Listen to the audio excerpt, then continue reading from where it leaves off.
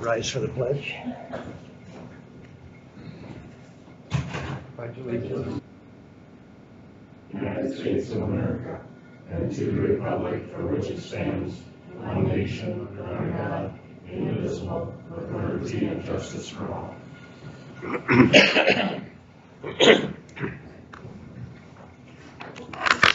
Since you're just thinking of you, saving you one time again. There you go. Okay, roll call. Jerry. Here. Leroy. Here. Jason. Here. I'm here. Approve October 10 agenda.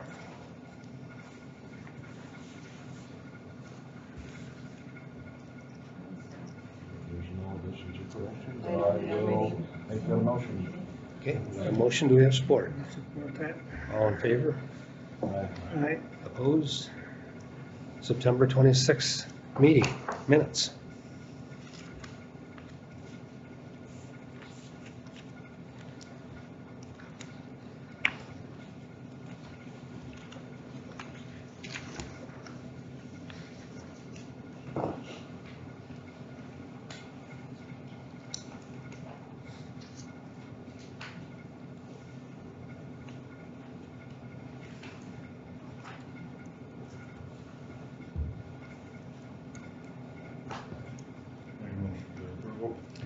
Got a motion, do we have support?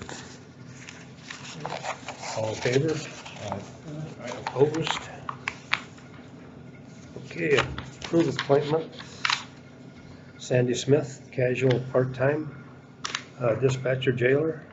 Do we have to do them separate? I think we can just do one motion. They're just kind of reversing the roles. Okay, and then Perla Hernandez, part-time dispatcher jailer. I'll make that motion. We got a motion, do we have support? Support. All in favor? Aye. Opposed? Okay. Approve pay increase for Shane Nellis, deputy jailer, and Austin Butler, deputy jailer.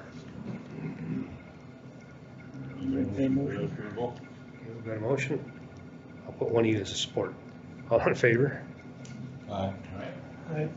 Opposed? Approve Osceola County election security policy.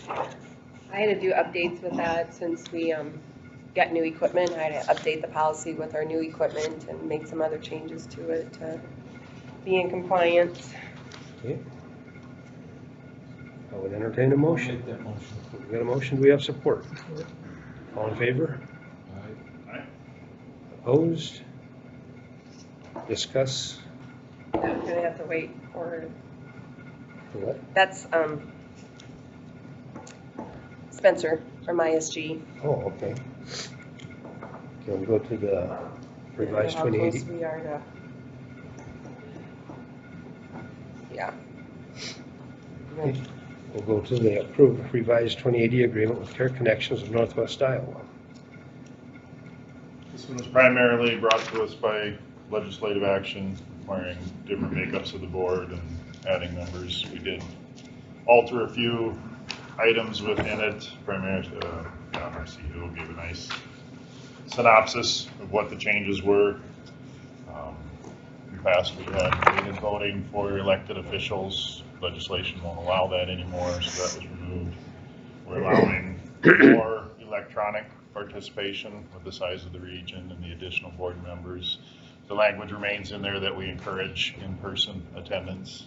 Before, it used to be you could do it 2 times, I think, and then you wouldn't be considered for a quorum. So I think functionally it will work better with the option there, but still trying to encourage everyone to. So those fairly minor changes, just language updates and compliance with legislative changes. I'd make a motion to approve the 2080 as revised.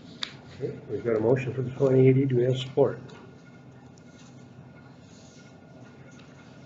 I'll support that. Okay. All in favor? Aye. Opposed?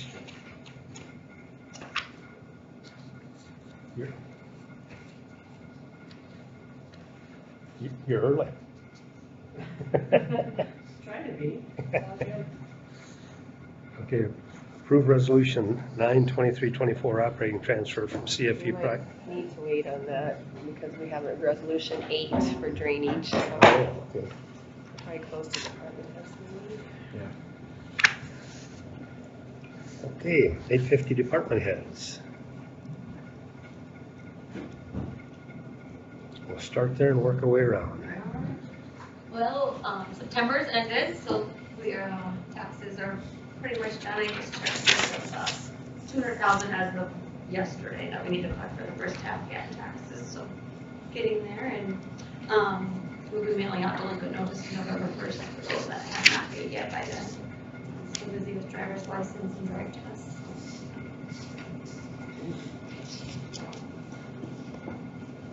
Your turn. All right, we've been busy, programs have been, it's a busy time of year for programs. We were at the Fight Night Fair one Sunday afternoon. Matt has done some, like the book Hatchet, some primitive weapon, that type of stuff at the schools. Last Friday, we were involved with the Farm Safety Day Camp on the beautiful day that it was. Out at the fairgrounds, we're still out maintaining parks and campgrounds, out doing a little spraying. Our bid opening for the Willow Creek project was last week, Thursday, and those all came in not where we wanted them. So there's going to have to be a pretty hard discussion tonight, I think, about what we're going to do. And then everybody saw the article in the paper. I'm working with Nolan, trying to get through our access issue for Willow Creek. You got that all discussed with them? With the Dreesens? Yeah, Okay. and then we were gonna meet and talk about it, just us, and now our attorneys are involved, so Okay, that is how that's going. okay. Okay, Sheila? We're busy with hunting license and all that kind of stuff right now. People are coming in to sign out, and they don't seem to help when they're reading their ATVs and such, and the documents and such. Okay. Do you want to give a report too?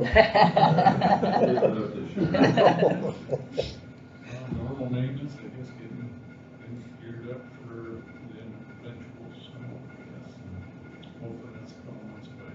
I was gonna say, sit over there and swear like that. Run the boilers on, we need boilers, leave them off. The ATVs off, we'll wait a while. Leave them off, I can leave them off. Keith? So on our fire plane, the second round of bidding closes on the 18th for the shop replacement. We have secured heated space, rental space for the trucks for this winter, so we're going to be able to do that. And we received a portable air compressor and another piece of equipment from the fire.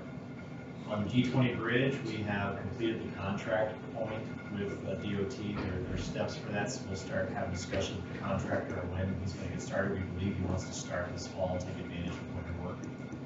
The box culvert that we're going to do on 822, we're still waiting on that box to be constructed. Hopefully we'll be able to still do that this season. It's not looking good. If not, we'll have to do it first thing in spring. Zoning standpoint, we have the upcoming Board of Adjustment hearing on the final step for Willow Creek, which is the conditional use permit for that expansion. And we still have a vacancy on the Board of Adjustment. Other than equipment, we did take possession of the shared skid loader with facilities this week, so we now have that for ready to use for the winter. Staffing wise, we are now back to full staff. We did start 2 new people this week, so we bring in their appointments in the next work. So full staff, always good. Good. Do you have anything, Dan? Not a whole lot, start of my year, October 1st, so working on the EMPP stuff. A couple weeks back, I was at South Dakota doing their EMA conference. Tomorrow I gotta go to Iowa to do theirs, so I've kind of become the trained derailment guru, I guess, so, right or wrong. So, but yeah, that's about it. Okay. Kevin? Trying to explain to you the Perla and Sandy situation. Sandy retired from the sheriff's office. And so Perla got put into Sandy's spot, and Sandy said she would go down to Perla's casual part-time. So that's what's happening there. Sandy retired, but she wants to stay on and cover some shifts for us. Next Monday, October 16th, we are going to have a jail open house from 4:30 to 6:30. People can just stop in and we'll just kind of walk them through and show them around a little bit. And Has that been on the radio or anything? what's that? Has that been on the radio or anything? I don't know if that's it or not. Because I haven't seen anything on it. A couple of the interviews I did on the radio, they were before we scheduled this open house, so I can always get a hold of. I think you should. Still in our paper this week. Is it? Yeah. Repeat when that was. Next Monday, October 16th, from 4:30 to 6:30. And then I'll take care of one of your agenda items for the health insurance. We are now 100%, as of October 20th, we will be 100% compliant. Okay. Nolan? So, last month, we went to trial with a child sex abuse case. Fortunate enough to get a victory on all accounts that went to the jury, so we'll have sentencing set for October 30th. We're all glad to be done with that one. It was a pretty big case for us to get through, push through all that, so, big thanks to everyone who helped out. It's not just my office when we get one of those, it's the sheriff's office, social workers, DHS, all the folks who help out with forensic interviewing and examination and all that. So we got that one done. Besides that, kind of just back to normal. Have a couple termination of parental rights cases we'll be pushing forward in the next couple months. I think at least one will be, probably an expedited one we'll be doing. Besides that, just various land issues and other things that keep us busy. So we might have another trial the same kind in December, but not quite sure yet. So I'm staying busy. Are you making any headway at getting our long-term resident out of the jail? Who's that? The guy that's been there almost a year now. He's set for trial in December. He's got a speedy trial set, so unless he waives, he'll be going to trial in December. Okay. Thank you all. Who brought the rolls? Becky did. Thank you, Becky. If I may, Buffy with Veterans Administration or Affairs reached out to me last week. It says November 6th through 12th. There's an Operation Green Light. She'd like to have green lights put on the courthouse and encourage residents and businesses to do the same in support of veterans.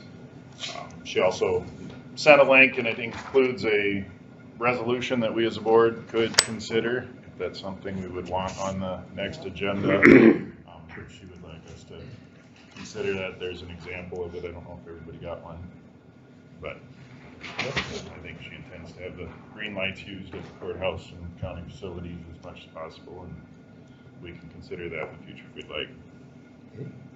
I just want to put a plug in. Next week, I have to send notices out to every registered voter in the county for this bond that we are having on November 7th. So they're being mailed out next week. So if you're a husband and wife, you'll get 2 envelopes in the mail. If you have kids at home, you'll be getting how many registered voters you have at your house. So it's, legislation didn't do it per household, they did it per voter. So every person will be getting a letter.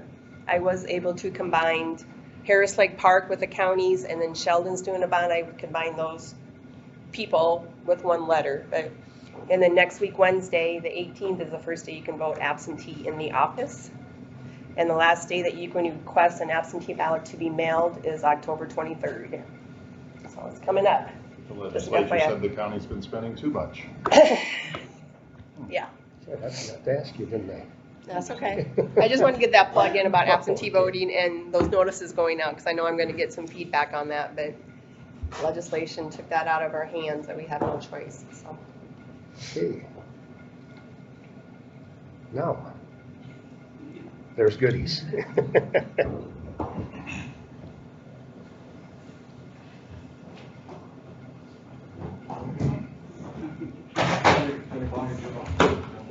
Yeah, that's Wednesday though, right? What's Wednesday? Wednesday, let's look at the. All right. Geez, what is this? You got really short pants? I thought about it, but I'm like, man, I don't think it's gonna warm up enough today that we'll run the short pants today. Okay.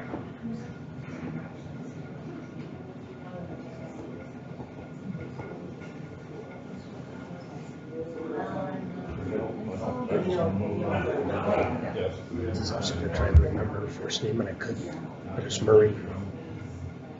The third judicial lady. I'm on her board and I can't ever remember her name. So Sandy's retired now from Sheriff's office. not paying. No.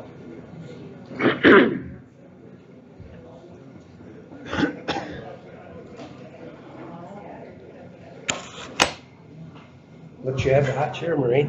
All those fun times, right?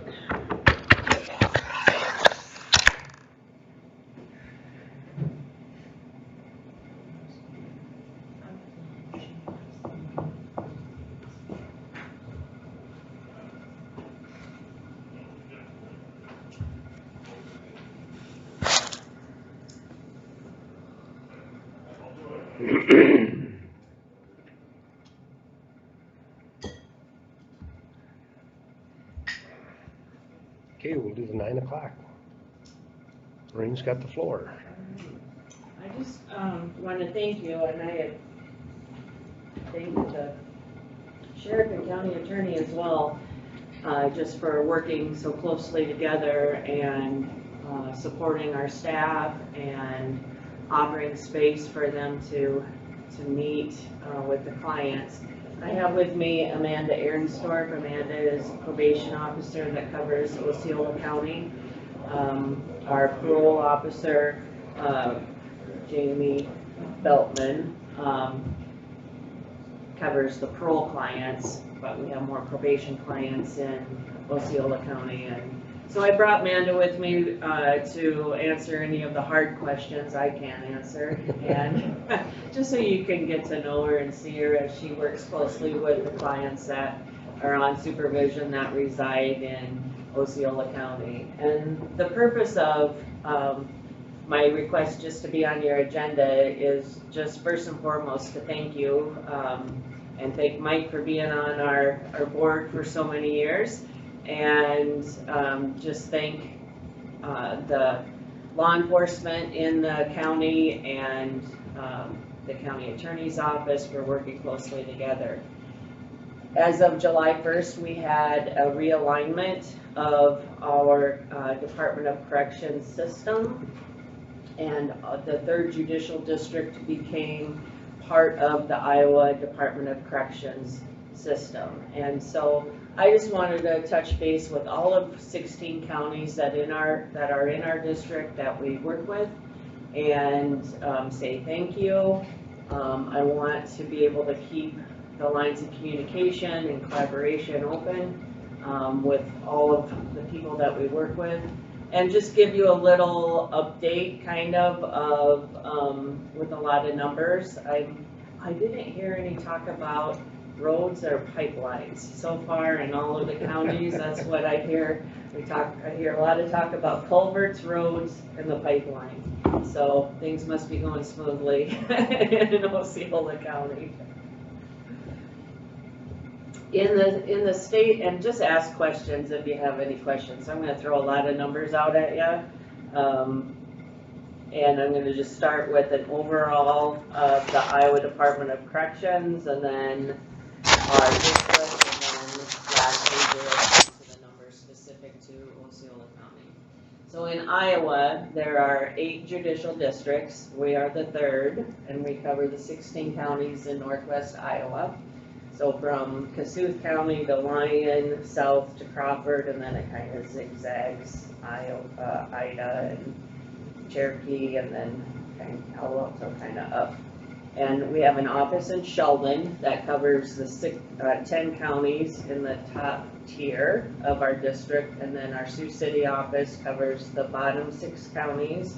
It holds our administrative offices, and our 2 residential facilities are in Sioux City.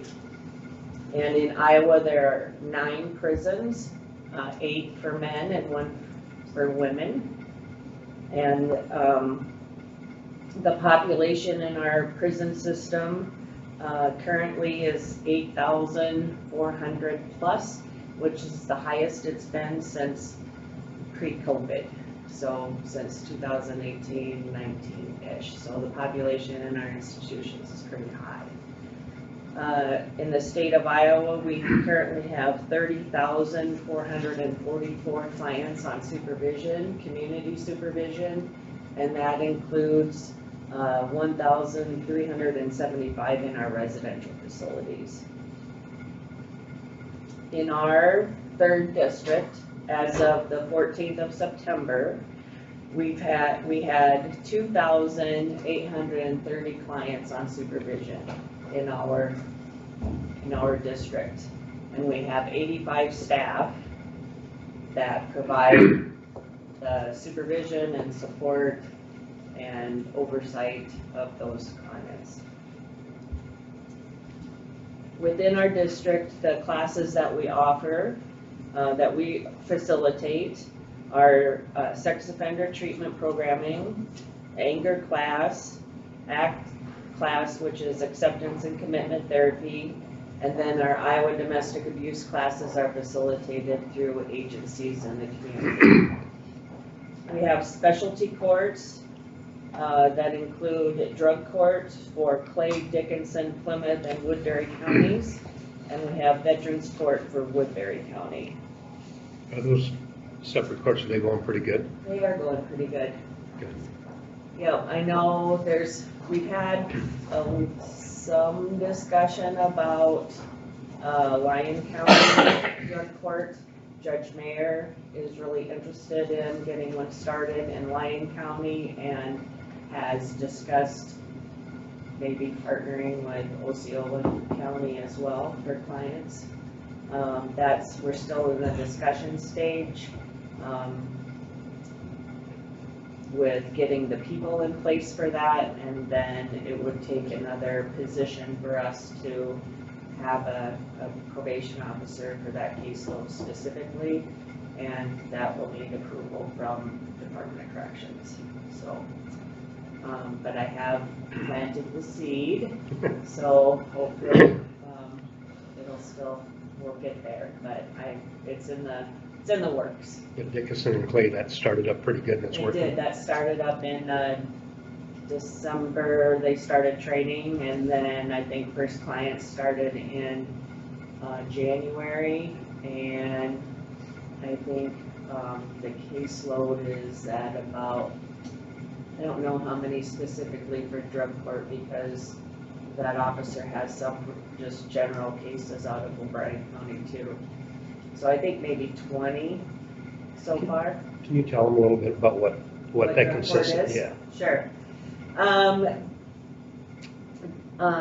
Dickinson and Clay County drug courts started really as an interest from Judges Sandy and Mayer.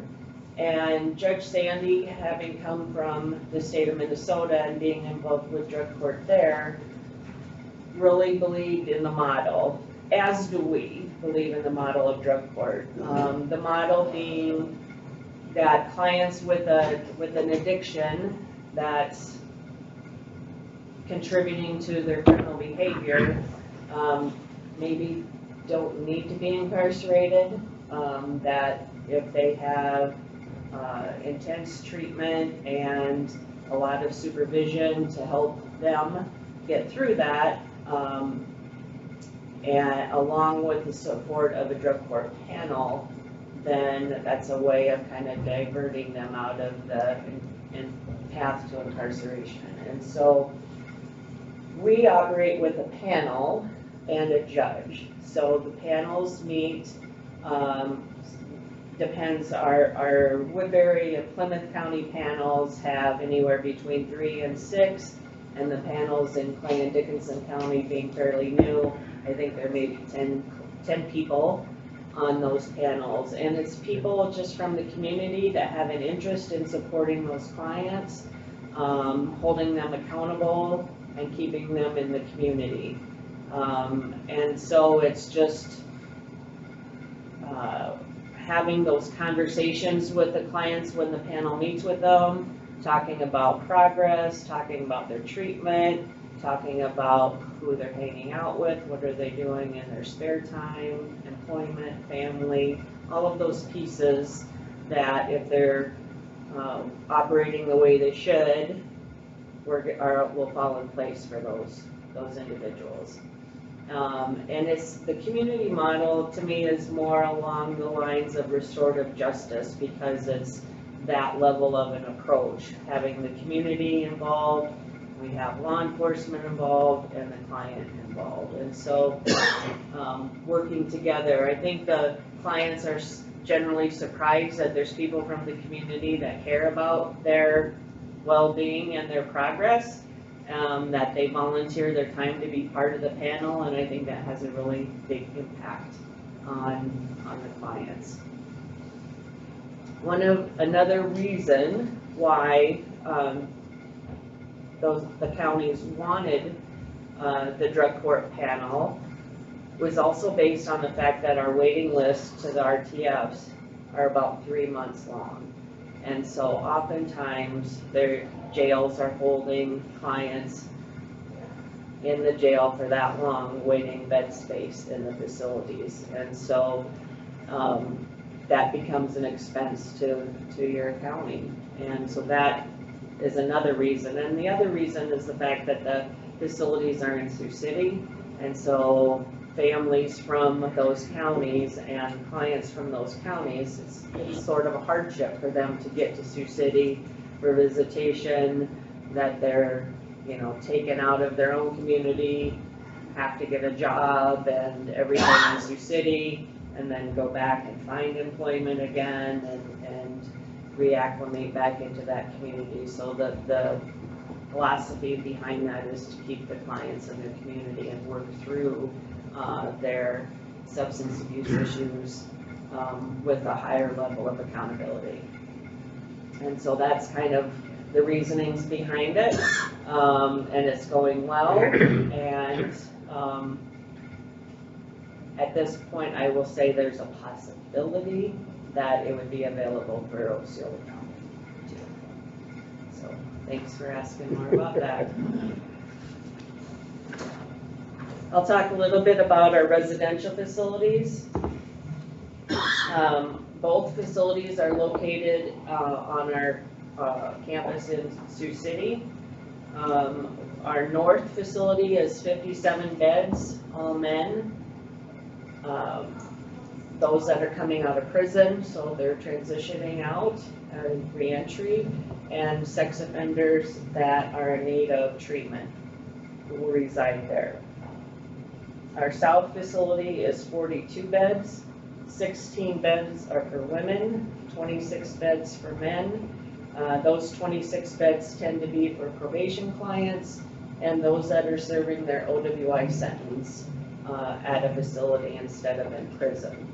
So if you think about our district, those that are on probation, there's really only 26 beds available for men and 16 beds available for women.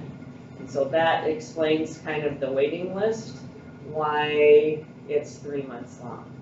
We don't have enough beds. The 57 bed is the same. It's a 3-month waiting list for clients coming out of prison. So they may be approved by the Board of Parole for release, but they wait there until their vision comes up at the facility. So it's still 3 months longer for their release out of prison. So we realize that. We want to try to have a program that's beneficial for the clients, that teaches them some skills, they get the treatment that they need while they're there, and yet it's at a fast enough pace that we can then accommodate more people per year. How do you limit the wait times? How do we limit it? How do you shorten it up? That's our struggle, is we can shorten up our program, but then do we just become a holding facility? And so having a program where we ensure that If somebody has a substance abuse issue, we want them to get through at least the primary phase of their substance abuse treatment counseling. Or if they're a sex offender, that they get so far completed through their primary level of sex offender treatment or mental health, that they have, you know, a level of involvement and are stable on their meds. And along with establishing an employment history, and put some money away so they can have a stronger footing when they get released. So it's a really difficult balance for us to have a program that is fruitful versus one where we're just holding people for a really short period of time so we can cycle them through.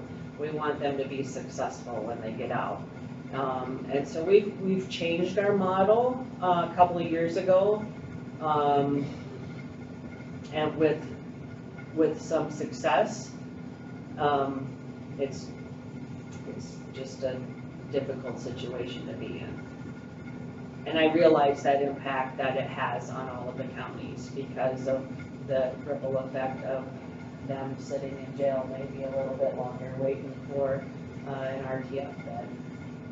So we're, you know, having a drug court with a lot of different opportunity for the population instead of going to the RTF. That some need to be there. Sometimes they just need to be, you know, relocated away from those individuals that they can't seem to detach from, that contribute to their criminality and addiction. And sometimes they need that extra push to stay employed and stay engaged in their services, but maybe not everybody. You ship some of them out of state? No. No. Nor do we take any from out of state. So it's just, we just serve the population of the counties in our district. So that's really the only clients that are in our facilities are those who have resided or been convicted of, have convictions in our district. Yeah. So our average length of stay for our RTF clients, our OWI clients, their average length of stay is 5.3 months. And again, we want them to complete their primary substance abuse treatment and then transition into aftercare wherever they're going to reside, so they have that continued support. State work release, for us, that's the men and women coming out of prison. The Board of Parole has said you need to do your reentry through a facility for transitioning for extra support, and then the parole board approves their release. Their average length of stay is 3.9 months. And then our special sentence clients, special sentence, if you ever hear that, that means they're a sex offender. And special sentence clients in our facilities average 5.5 months. And again, we want them to be engaged in their sex offender treatment programming for a greater period of time, so they're more stable before they are released into the community.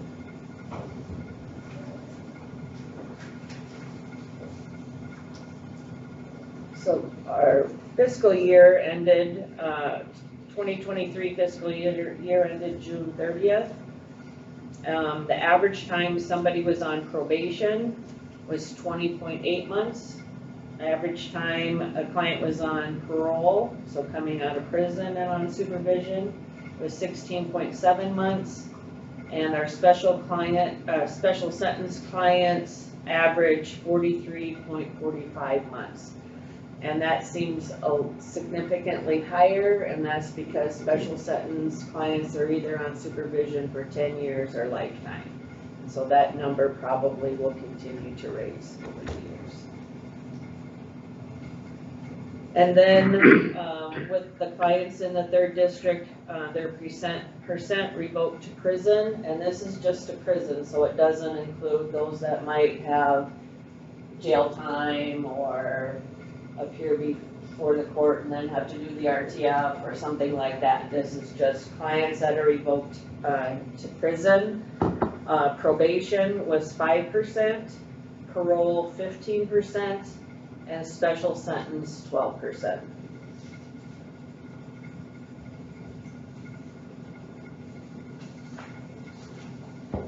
So here's some information specific to Osceola County. So I like to just try to think of the numbers in correlation to your population. The population in Osceola County as of 2022 was 6,036. And the number of people on active supervision in Osceola County as of September 1st was 56. So 1%, a little less than 1%, it's okay. And I think that's pretty normal, kind of the numbers that the other counties in our district have the same ratio. Of the 56, 7 clients are on parole, that means they've been to prison. 45 are on probation. 2 are special sentence, so they're special sentence sex offenders.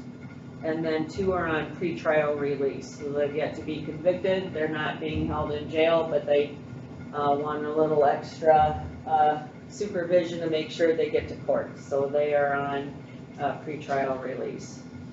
Oh, so they stay at Kevin's place? Trying to help you out there, right? Then those that are on supervision, we do a risk needs assessment with our clients, and the lower the number of their risk need assessment, the less intense supervision is needed. So as you listen through the numbers, as I hit the 4 and 5, those clients would be your more riskier, higher need, more intensive level of supervision. Our level 3 supervision is just like your normal. You meet with your probation officer once a month generally. They have a case plan. The PO does follow-up to make sure the clients are following through with what the court ordered and what was determined that they need to accomplish while they're on supervision.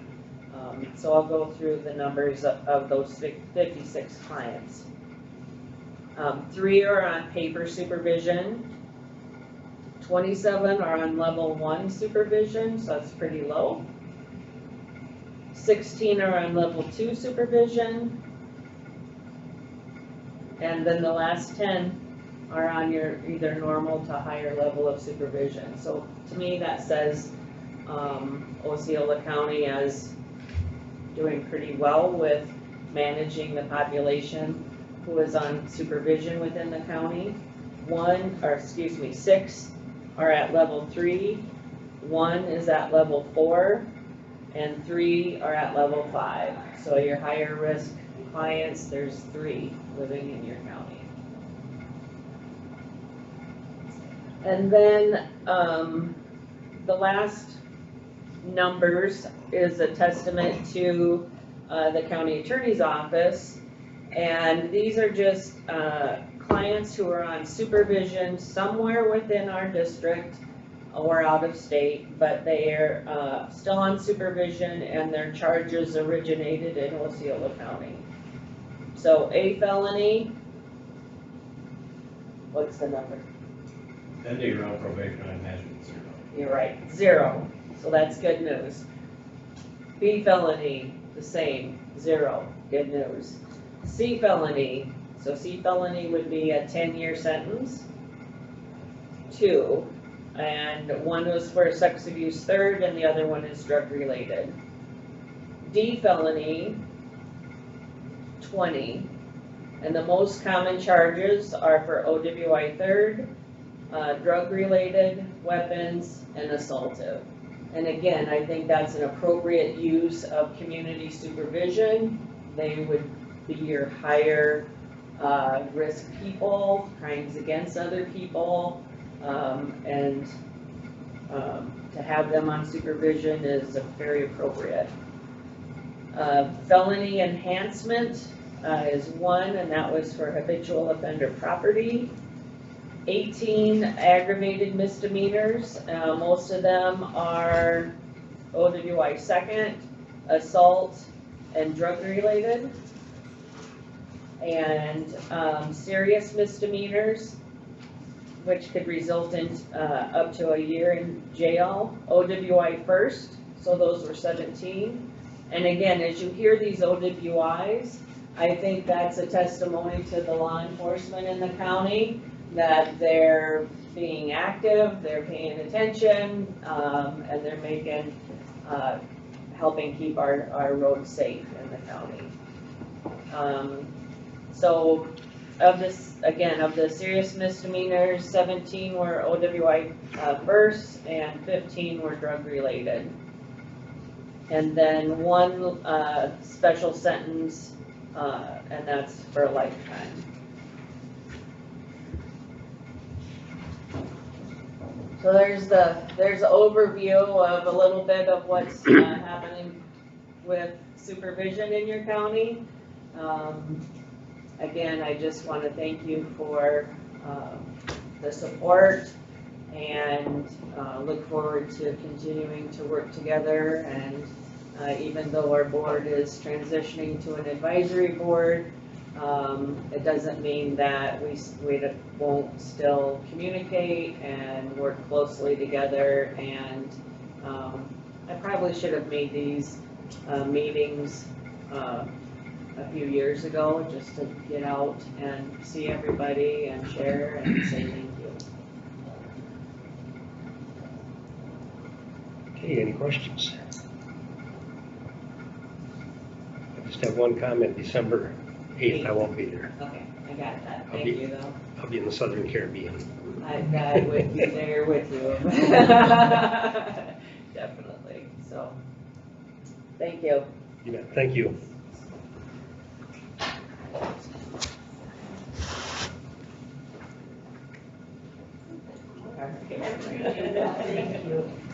Did you want to, Maureen, did you want to take Spencer along and put him in? It's a 3 months wait. Oh. You can have, yep. Just to get the right numbers and everything. Yep. Looks like it's actually good time. It is an interesting one. But you drive for 2.5 hours for an hour meeting. I need to.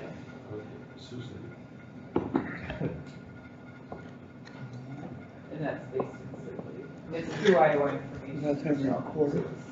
Quarterly. Now it's going down to every 6 months. The ends were just an advisory board.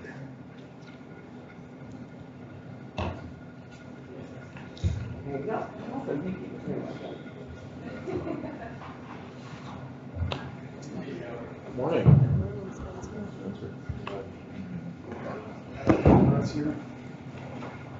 Well, you've got a couple minutes to get set up. Yes, perfect. Geez, you drove all the way from the other side of the state this morning? Well, no, I had a number of other projects. I was in Storm Lake yesterday for a couple other projects, so worked out well. I try and lump a bunch of stuff together when I make a trip, so.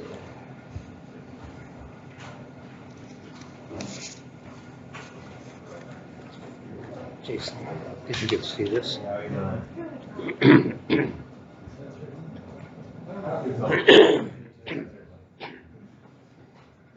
I'll pass out a couple things here that will go through for JD3 first. You ready, Leroy? Here.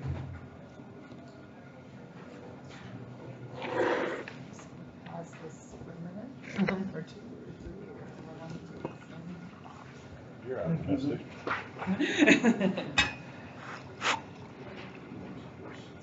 This is better than Need a muffin, Jerry? I'm good. Already got that. I know you're such a big fan of coffee anyway. Okay. No, I don't. That's fine. So I saw you said you were gonna make Yeah, copies, no, so I I got it. just, the resolution, yeah, but not the other handout. Nope, the other one's perfect, so there's 2 sheets each of those. So you're making copy, so I'll let you do it. For you, pass that down. Yeah, 'cause I have it on the agenda to adjourn. I don't know if we needed it. I don't know if we needed this or not, but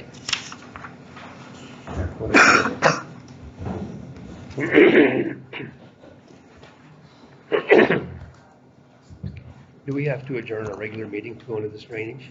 I'm not sure. I have it on there just because it's a separate meeting, but I Yeah. don't, Okay.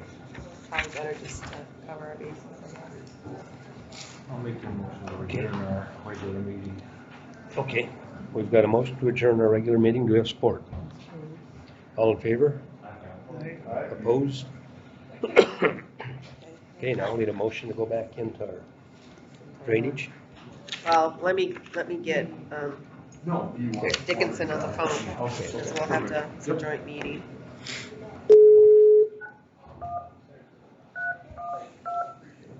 Have to tell Becky she did a pretty darn good job on those. Muffins? Welcome to Zoom. Enter your meeting ID followed by pound.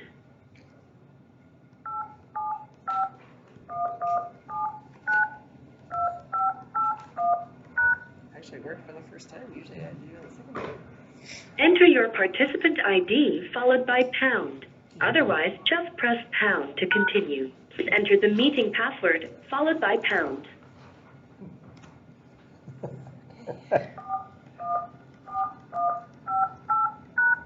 You are in the meeting now. There are 2 participants in the meeting. You are muted. You can mute or unmute yourself by pressing *6.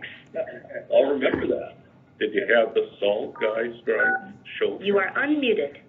Morning, Jordan. Can you hear us? Yes, we can. Good morning, Rochelle. I heard Bill, so I know he's there. You heard his giggle? Yeah.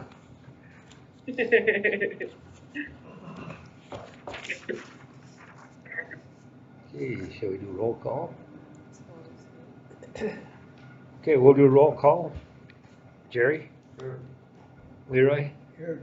Jason? Here. I'm Mike, I'm here. And Ed's outside here someplace. Okay, go ahead. Okay, here we have Kim Wormerson, Steve Clark. We have Tim here and Jeff also. And Bill.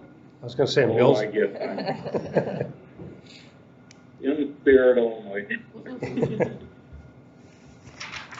Okay, I guess I turned this over. Okay, approve October 10th agenda. Any changes, anything? I'll make that motion, Jerry. Okay, we've got a motion. Do we have support?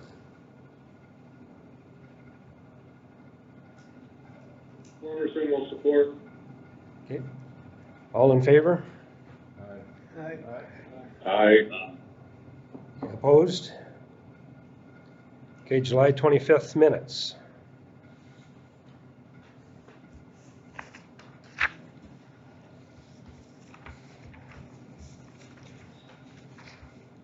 Do we have the minutes? Oh, Make a motion for their approval.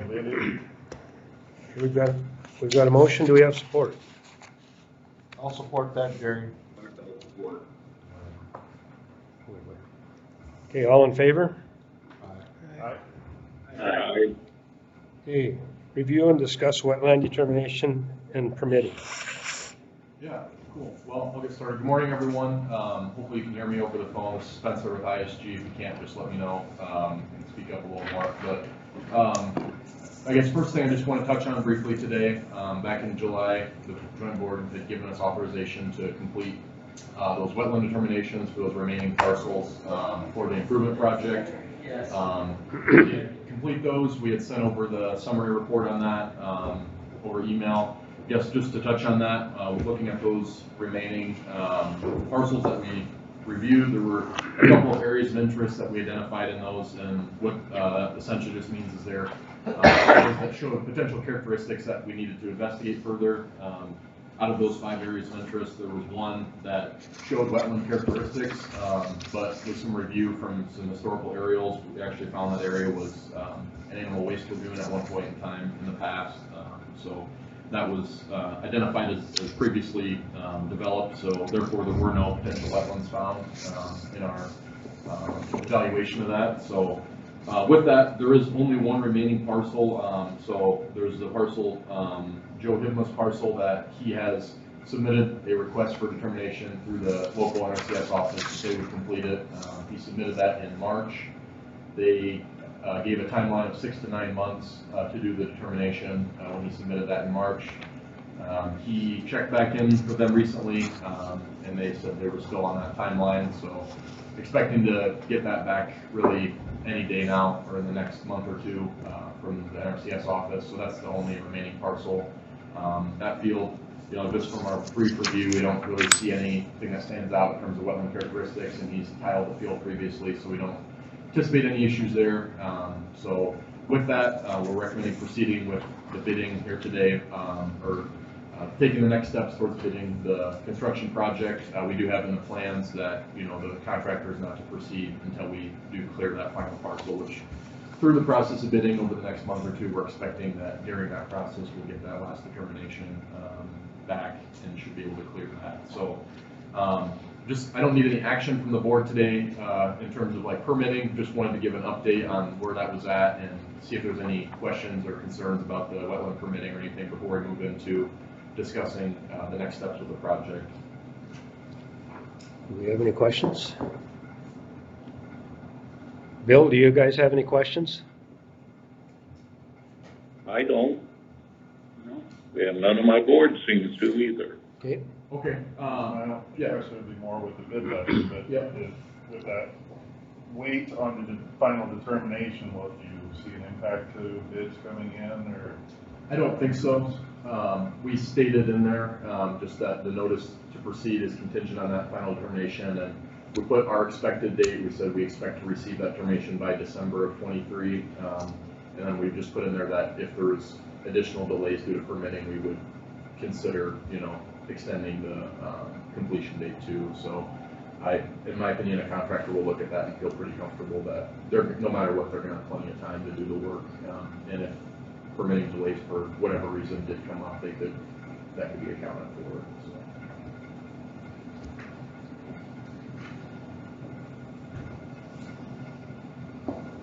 Okay, any other questions?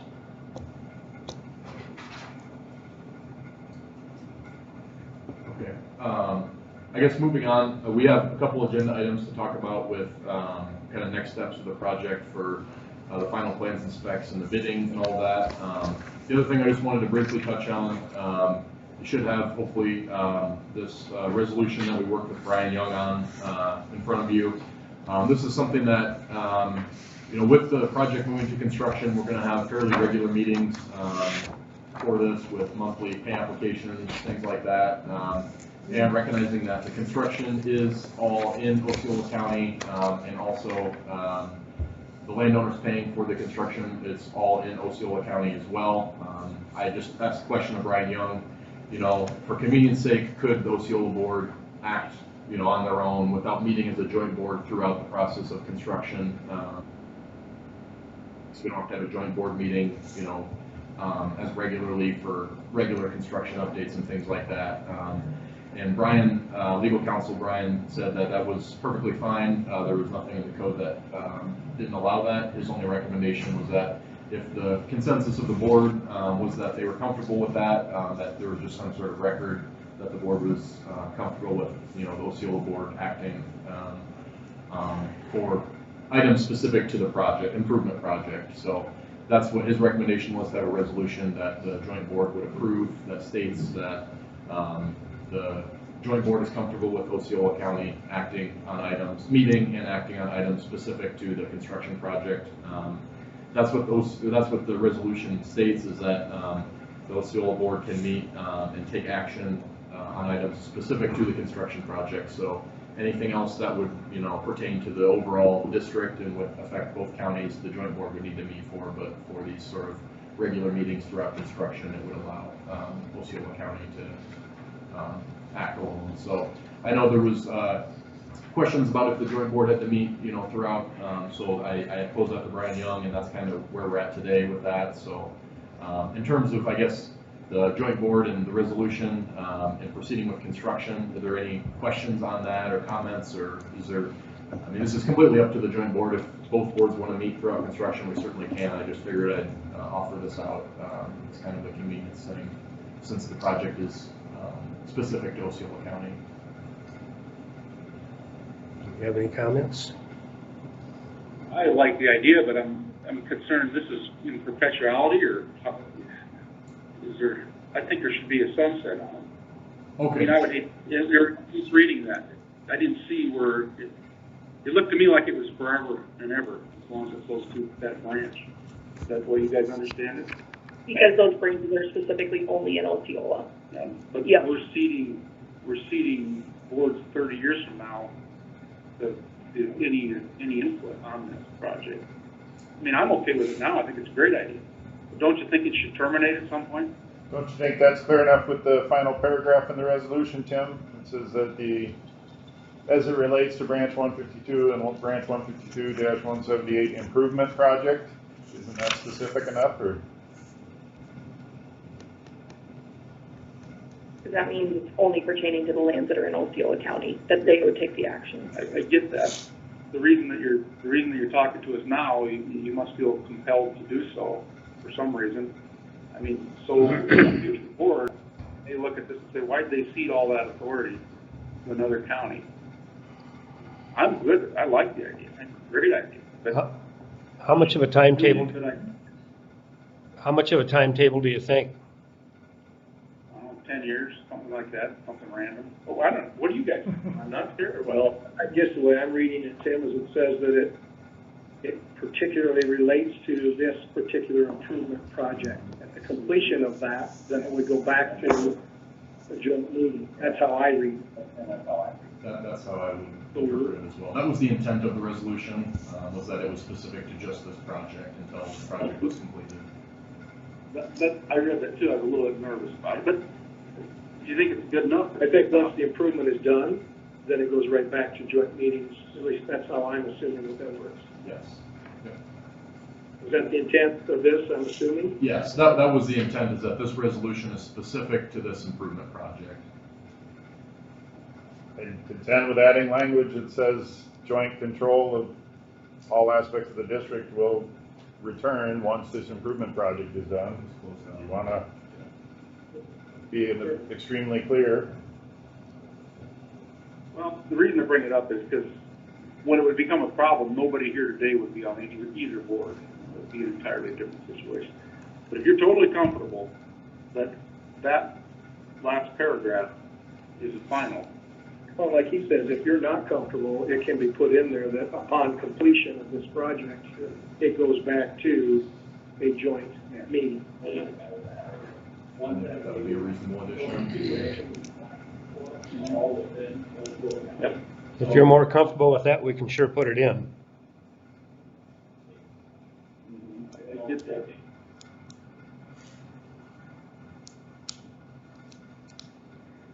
Would you be more comfortable with that? I think it should say that, personally. Okay. And then we could always just continue the same resolution next time. Okay, sounds good. So I guess I know that's out of order in the agenda. I don't know if we want to act on that, or do we need to act on the other items first, or I guess that's up to the board. Reason being, I just wanted to know what the feel was, because the other items on the agenda are related to setting dates and times for the bidding, and if it's only going to be Osceola doing that, I just wanted to know so it can schedule accordingly. But it sounds like, I guess, the consensus of the board is that, or joint board, is that they'd be wanting to, with modifications, adopt the resolution. Does that sound good to you guys with modifications to adopt it? Yeah. Yes. And FYI, I think it's a great example of how streamlined the way government works here. I appreciate your thoughts on this. I'm glad you're doing it. Okay. Do we need a separate resolution for each county so that we have our board's signature, or are we doing it as a whole? Because right now it's specifically set for the Osceola chair and the Osceola County auditor. So should we have one signed in our county and then one signed in your county? I believe it would be a joint board resolution that the joint board would sign. Everybody's gotta be on. So we should add. Can you guys hear Spencer good enough? Because Brian doesn't have that on Yeah. there, so do we have to add their signature as well? I see, so you're saying add a signature for Dickinson County as well as Osceola County on there? Yeah, I think that would be reasonable. So if we make those changes and add that, then the board's okay to approve it then? That Yeah. makes sense? Yep, with modifications, so, my suggestion would be we can approve it with the addition of the statement, and then the joint board acts to approve it today. I can, get an updated copy with both signatures on there, and then we can get it signed. And then can we add, I emailed you what our resolution number was. Can we put Dickinson resolution number and then Osceola resolution number since we kind of do it differently? Yep, I can put both counties' resolution numbers on there, yep. Perfect. Okay. This isn't a county resolution, it's a drainage district resolution. So we still need a motion and then our part will be done. You guys can go off of our Zoom because we're done. That was my thought. I mean, it's up to, if we did proceed with the resolution, Dickinson County could drop off and we could proceed, but that's completely up to the joint board. Makes me no difference. Yeah. Good luck. What do you guys think? 7 minutes reflect the 2 different Yes, resolutions for each county. Yeah, that's what I would do, yeah. So I guess what I'd be looking for then from the joint board would be motion to approve the resolution with the modification or the addition there, and then we can work to get the updated together for signature. I'll make that motion. I would just suggest we do go in order of the agenda so that the Dickinson County Board is fully on board with what the process is before the resolution is considered giving us final control on it. We can do that. Okay, so what do we want to do first? Unless you want to take the resolution and then have discussion, cover those items. Okay, we have a motion on the resolution. Support it. Wait, and support, and we've got a motion and support here on the resolution. Is there any more discussion? I would ask that we cover the 2 previous items before the vote. Yeah, I can touch on them anyway. So I'll just real briefly here for both boards. The other 2 items we have on the agenda are essentially just for the next steps in the project. And again, I won't go too far in depth right now, but we have the final plans and specifications ready for construction of the project. We would just be looking to schedule dates for the bid letting as well as the contract award for the project, and then get approval to proceed with that. And then with that, we would then be publishing the notice to bidders, publishing the plans, and then proceeding towards bidding and construction of the project. So that's, I guess, just an overview of what those other 2 items are.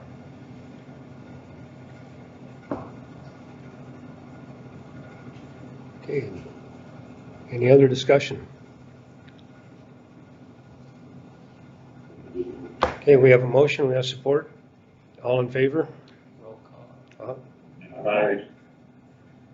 Wait, we better do a roll call.